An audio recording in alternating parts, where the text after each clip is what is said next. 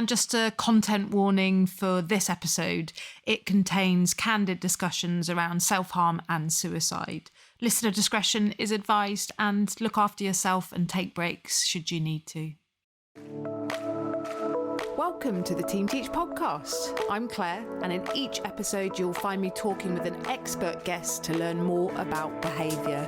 We squeeze a lot into each episode. You'll listen to the latest thinking in behaviour, continue your professional development with our book recommendation, and then I'll send you away with 3 practical tips you can use in your setting. Welcome to the podcast. I'm joined today by Marie Greenhalgh, and today we're talking about sensitive conversations with our learners. Marie is Relationships Director at Inclusion Education and author of All the Things They Never Told You About Teaching, facilitating sensitive conversations with our learners, as well as author of Supporting Bereaved Children in the Primary Classroom. And both of those books are published by Routledge. And today we're talking about sensitive conversations with our learners, and this is part 2, where we focus on disclosures around suicide. Hi, Marie, how are you? Hi, I'm good, thank you. How are you? I'm very well. This is part 2. I'm so glad that you could come back on and talk about this topic. This is one we've done a trigger warning at the start that I know that many people listening, I'm sure, have been affected in one way or another, by this topic.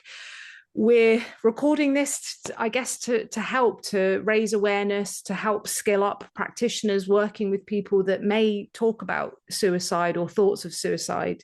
So we're going to start off really just by you talking a little bit about your experience and your bio. Yeah. So I am the Relationships Director for a charity called Inclusion Education, and we support young people with mental health needs. We do this through education, so we have 2 schools and a college and support into employment, but we also do a lot of work and support around mental health and suicide. So we run Project Iris, Growing Hope, which is our suicide prevention programme for young people.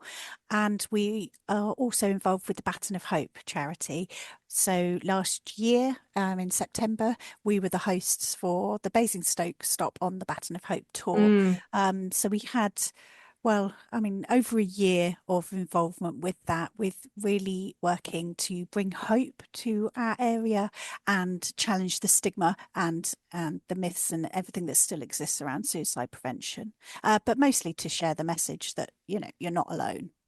Yeah, and we're so privileged, as I said on the previous episode on part 1, to have your expertise and have the support of your charity on this topic. And I know I keep saying it, but it is so important, and I know it has actually impacted my life on a personal note. So it's really important that we do talk about this topic and help people to be able to tackle it. And I know maybe that's not quite the right word, but I think I think tackling it is the right word. I mean, it's imperative that we do.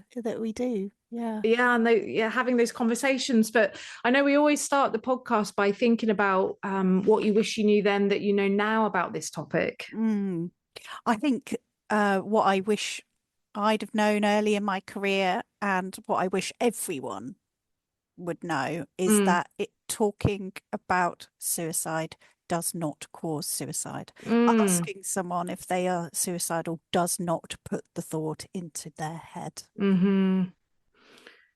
I think that's such a number one. You're so right though. That didn't even enter my head thinking about this podcast, but that really is something, and a real genuine fear that if I say it, then someone's going to do it. Exactly. And all the research shows that is not the case. Talking about it saves lives.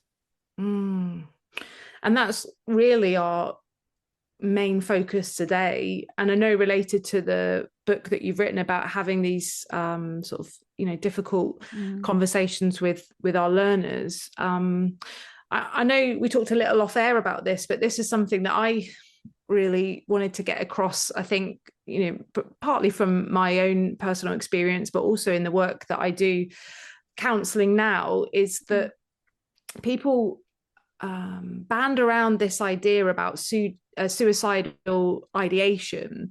Mm. And I'm wondering about a kind of definition around that, because I think it's used quite a lot, and I'm not sure that people always understand what we mean by that.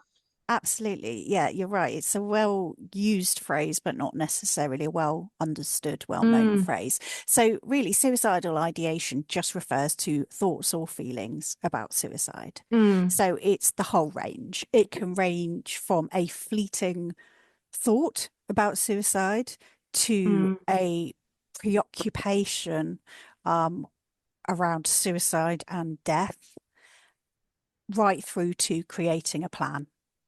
So really, it just describes the whole range of suicidal feelings and Did thoughts. you know that Team Teach also offers a coaching and consultancy service?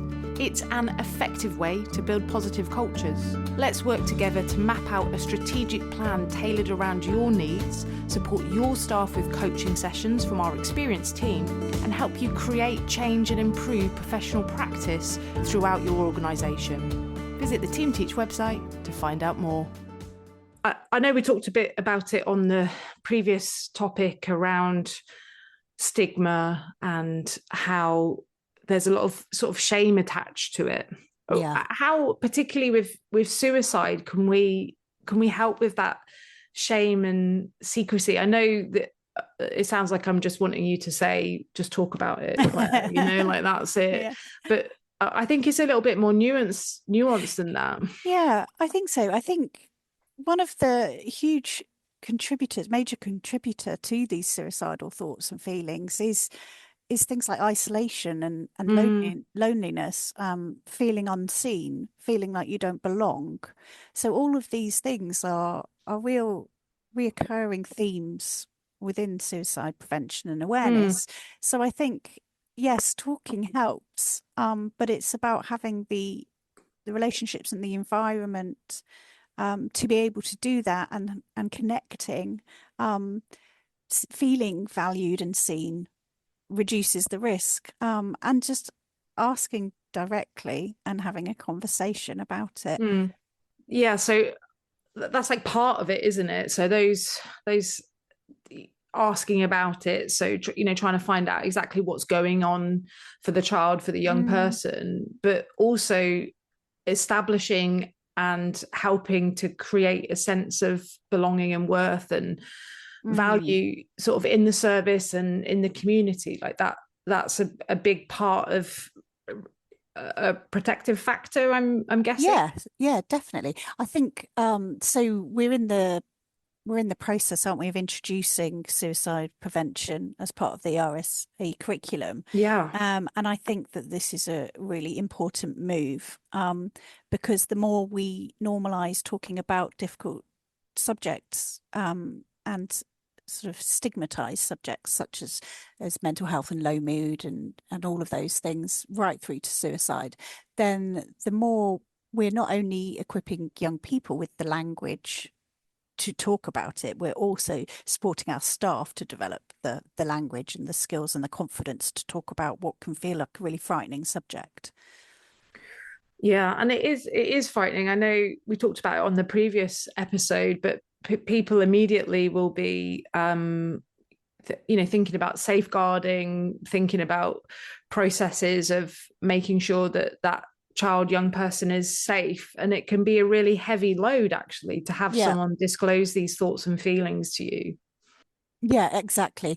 So I mean that's the first thing, isn't it? Is being proactive, I think, in your teams and in your places of education, being Mm, proactive about the training around these conversations. And mm, there's some fantastic training and support for even conversation starters that you can practice, because sometimes those words might even feel unfamiliar.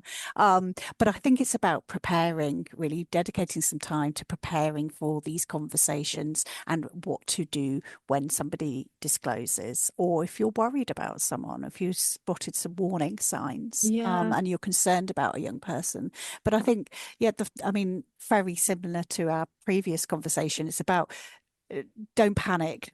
First of all, in that moment, try not to Mm. panic, listen, reassure them, that they are not, Mm. they haven't done anything wrong in telling you this, or how they're feeling, and just giving them time and space to talk to you, and then going on to kind of signposting and support, and the safeguarding aspects from there.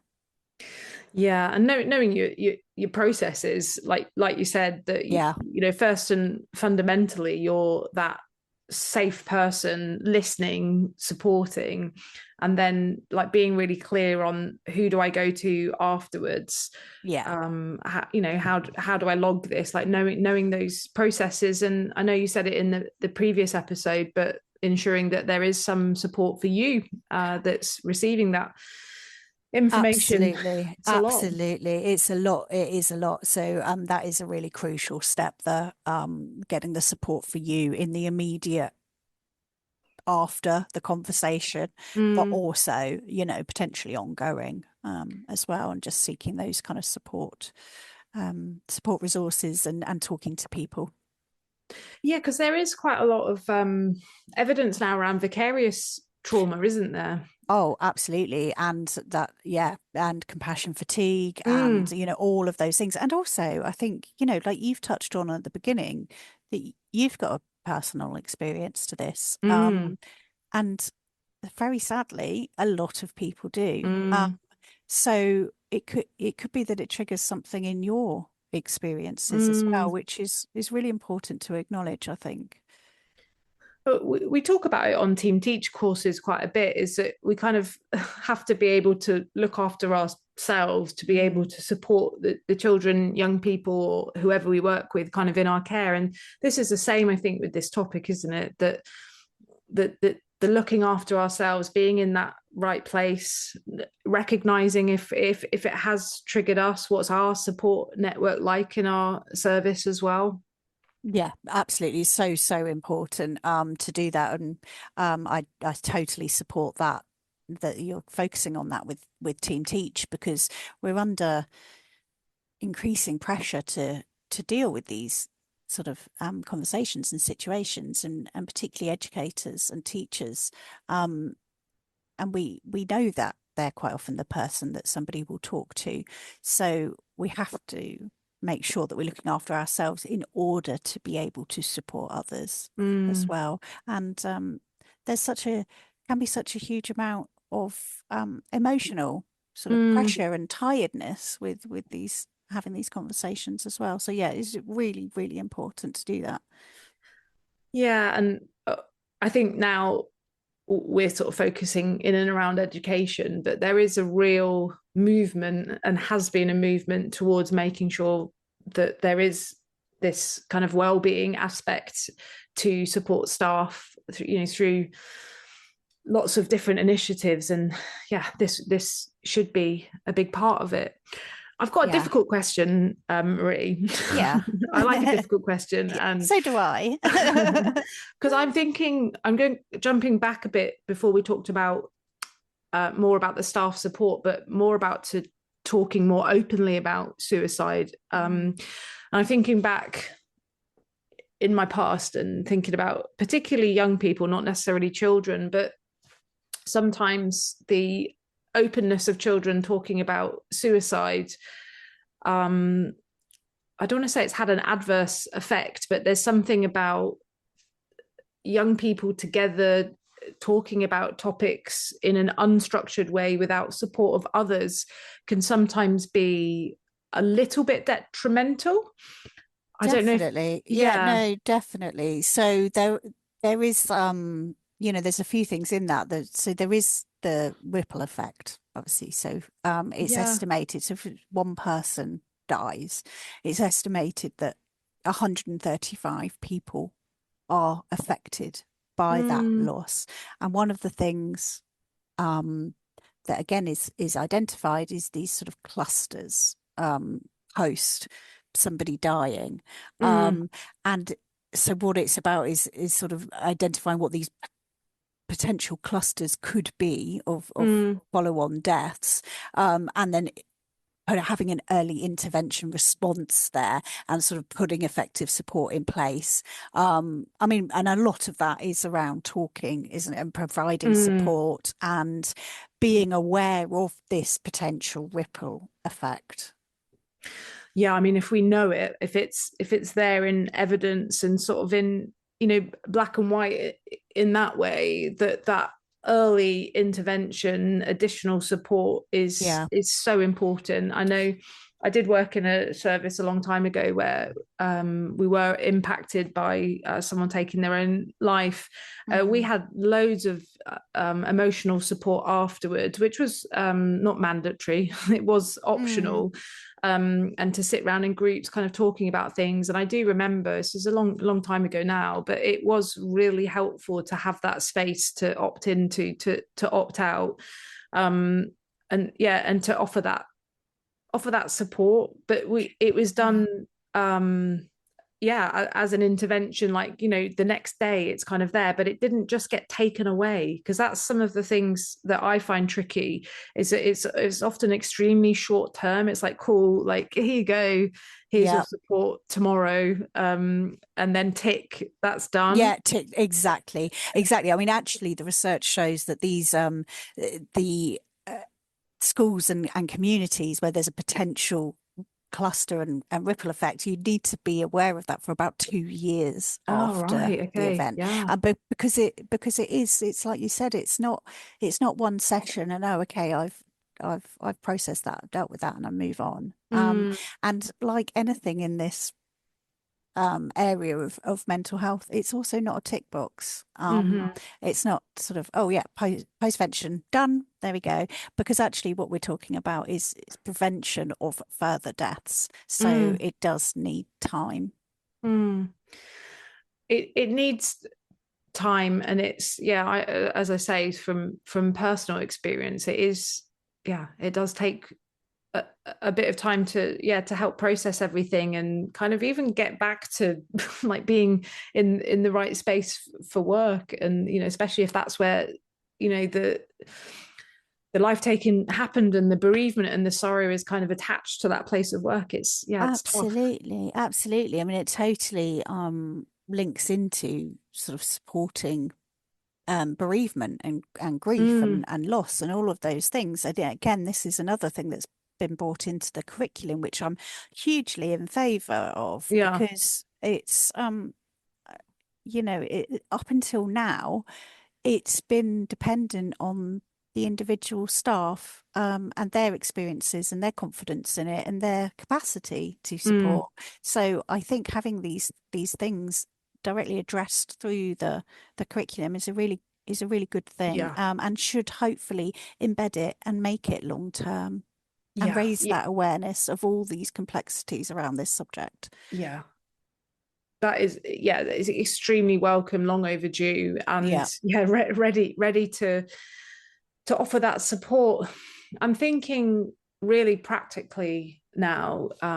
We did it in the previous episode, and you've touched on it, of like, what do I do if a young person comes in and talks about suicide ideation, or wanting to like take their lives, I don't want to live anymore, that kind of language. I know you've touched upon the empathy and the listening, but I wondered if there were some really practical, specific questions related to those kinds of conversations to do with suicide that can be really helpful for staff. Yeah, definitely. So it's almost like sort of can be referred to as sort of suicide first aid, or having a safety conversation. So I think if somebody discloses that they are thinking about suicide, or you're seeing any of those warning signs, changes in behavior, the real risk indicators are things like people talking about feeling like a burden, that people would be better off without them. Those sorts of language choices are really indicate that someone's in deep distress.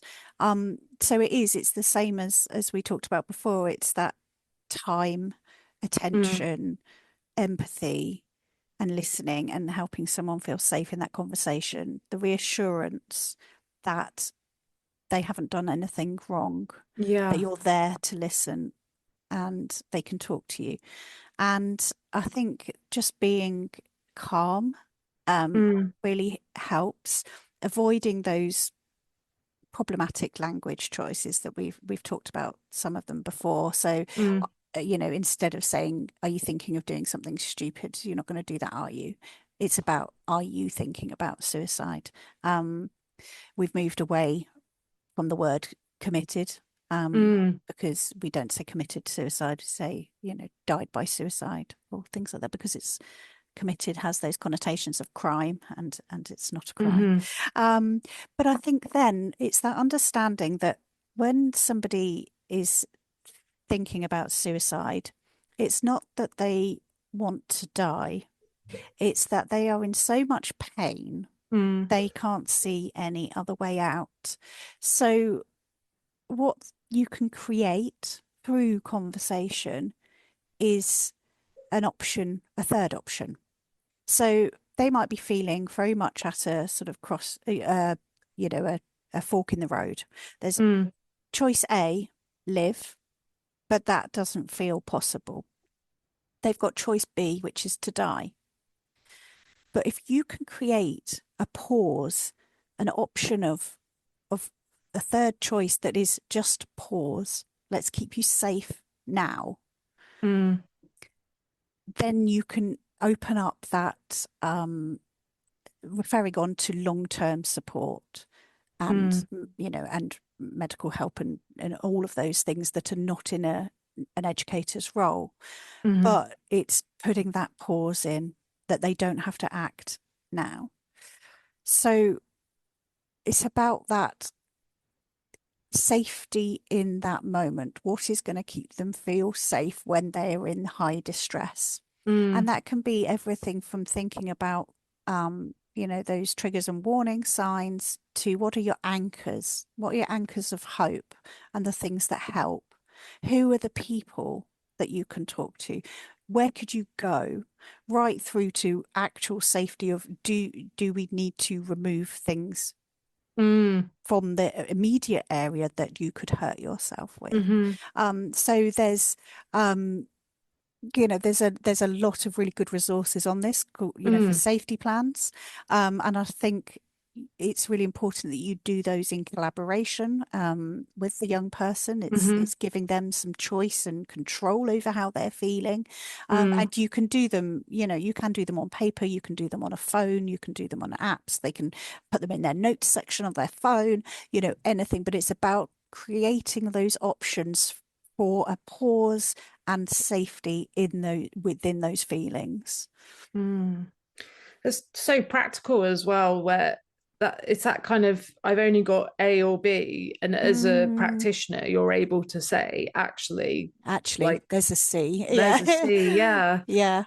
Yeah. and And and because I'm it's such mm, disordered thinking often, it's yeah. so distressed, it's so distressing, it's painful, and it's that feeling of not knowing what else to do.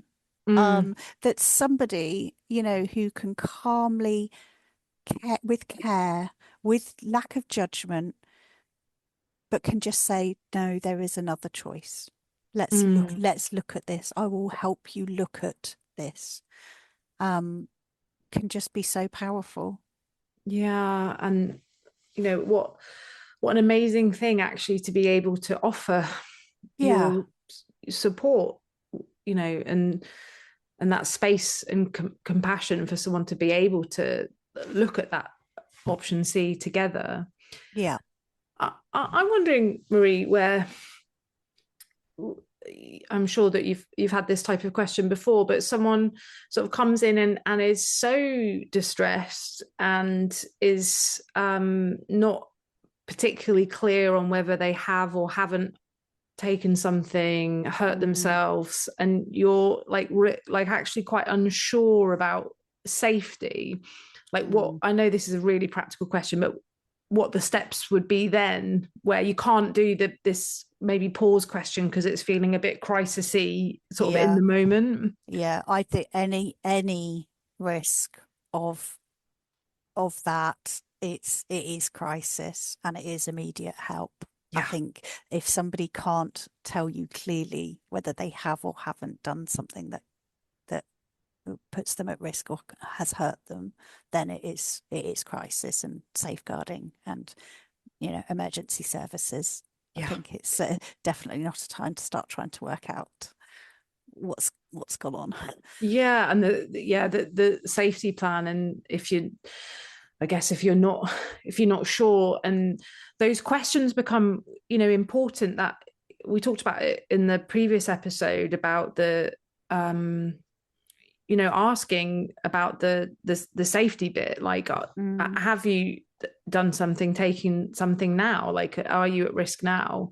And it's sometimes direct questions are actually very uncomfortable. I know it from experience, like it feels uncomfortable to ask such a direct question, but it's super important getting that bit clear. Yes, and there is actually, I mean, a lot of the training out there, it's actually about actually practicing saying those words out loud. So great, because it is a hard thing to do, and I think it's really important to acknowledge that it is really hard and it feels scary, and you don't want to say the wrong thing. People are quite often, I think, really worried about saying the wrong thing, that they don't say anything at all. But I think it's like anything, just practice saying it. Use conversation starters if you need to, until you've gained that confidence in those conversations. But yeah, there are some fantastic training providers and courses out there of actually what to say. Yeah, and that's definitely something that we'll have at the bottom of the show notes, lots of links to inclusion education, like things that, you know, we can support people listening, you know, to the podcast, you know, to help support them and ultimately the children and young people that we work with. It's heavy, isn't it, this topic? We weren't, you know, going to pretend to anyone that it would be light, but I wondered if we could just finish the episode with 3 top tips. 3 top tips. So my top tip is similar to the last time. We've got to talk about this. We've got to normalize talking about this. It's conversation saves lives, but it's silence that's making people feel alone and unsafe. So we have to talk about this.